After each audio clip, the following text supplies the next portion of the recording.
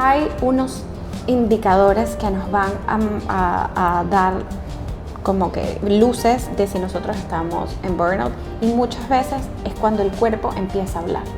Cuando empezamos a tener síntomas, últimamente estoy teniendo un montón de migraña, últimamente estoy teniendo dolores o malestares fisiológicos o físicos que parecen no relacionados pero que pueden ser a consecuencia del estrés. Cuando la persona tiene una respuesta que es como un poco desbordada para la problemática, ¿sabes? Se me quedó el celular en la casa y mi respuesta emocional está desbordada. Esto también es un indicador de que estamos en burnout. Cuando sentimos que nos estamos aislando demasiado o que estamos como teniendo cambios significativos en nuestro comportamiento, todas estas son señales de alerta.